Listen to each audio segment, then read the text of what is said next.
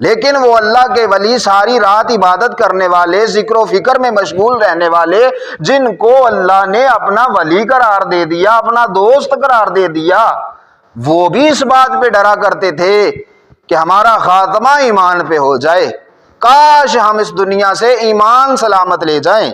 اب دیکھیں نا، پیروں کے پیر روشن ضمیر حضور غوث پاک علیہ رحمہ، یہ وہ بندہ کہ ٹھوکر لگائے تو مردہ زندہ ہو جائے، لیکن آپ عید والے دن رو رہے تھے۔ کوئی اسی عام بندے کی بات نہیں بتانے لگا، اس بندے کی بات بتانے لگا ہوں صاحب کہ جس کا قدم تمام اللہ کے ولیوں کی گردن پہ ہے، وہ عبد القادر جیلانی محبوب سبحانی بغداد کا شہنشاہ۔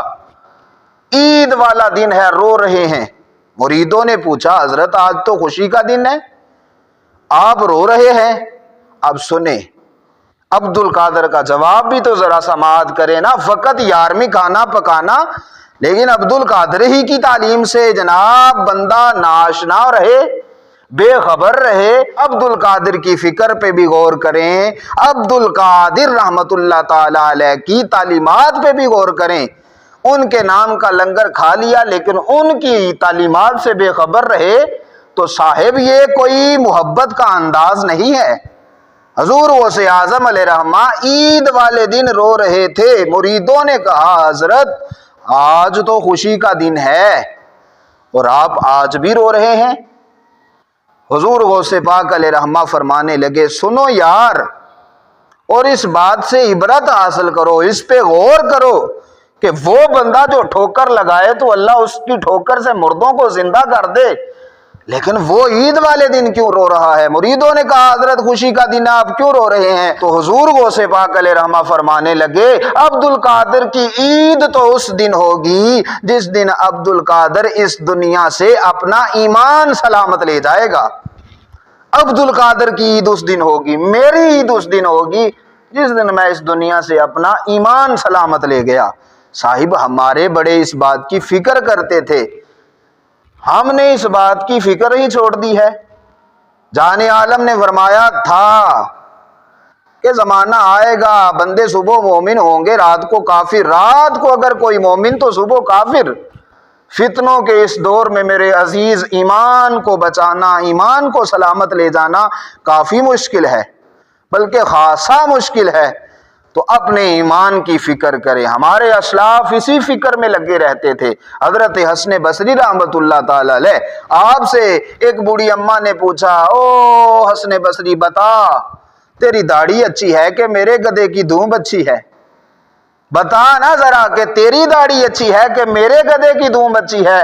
تو حسن بصری آگے سے فرمانے لگے ہمیں کوئی یہ بات کہے اور پھر وہ جائے کہاں؟ لیکن وہ بڑے تھے اور بڑے لوگوں کا دل بھی بڑا ہوتا ہے، اور برداشت بھی ان کے اندر بڑی ہوتی ہے، حوصلہ بھی بڑا ہوتا ہے۔ حضرت حسن بصری رحمت اللہ تعالی علیہ آگے سے فرمانے لگے او بوڑھی اماں، اگر تو حسن بصری کا خاتمہ ایمان پہ ہو گیا، اگر حسن بصری کا خاتمہ ایمان پہ ہو گیا تو پھر حسن بصری کی داڑھی اچھی، اگر حسن بصری کا خاتمہ ایمان پہ نہ ہوا تو پھر تیرے گدھے کی دھوم اچھی۔ او بھائی یہ ہمارے بڑے تھے، یہ ہمارے اسلاف تھے جن کے پیچھے ہم نے چلنا تھا، لیکن ہم غیروں کے پیچھے چل پڑے اور جناب ایمان کی فکر چھوڑ دی، بس دعوے ہو گئے کہ وہ جنت سے ایسا نہیں جانا تھے کہ نہ جانا ہے۔ وہ صاحب جنت معاملہ بعد کا ہے، پہلی جو منزل ہے وہ یہ ہے کہ اس دنیا سے ایمان سلامت لے کے جا، اور اگر تو اسی طرح گناہوں میں مبتلا رہا تو پھر تو دنیا سے ایمان سلامت لے جائے گا، یہ تو بات ممکن ہی نہیں ہے۔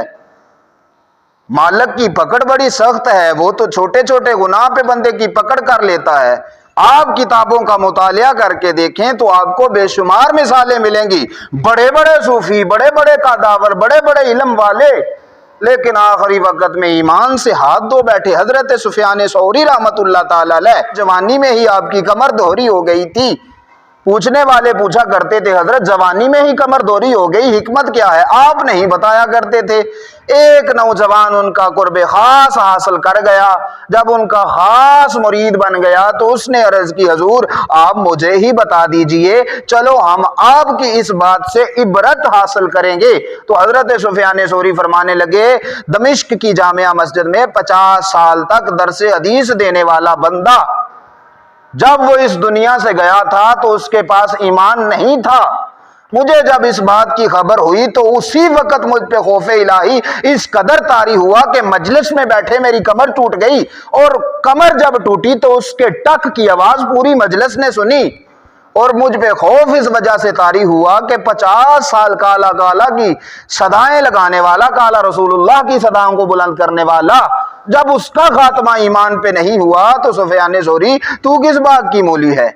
تیرے پاس کیا ہے؟ مجھ پہ خوف الہی اس قدر طاری ہوا کہ بھری مجلس میں میری اسی وقت کمر ٹوٹ گئی۔ اور صاحب بات مختصر یہیں پہ ختم ہوتی ہے کہ اپنے ایمان کی فکر کرو۔ ہمارے بڑوں میں یہی فکر تھی کہ وہ اپنے ایمان کی فکر کیا کرتے تھے، آج ہم نے یہ فکر چھوڑ دی ہے۔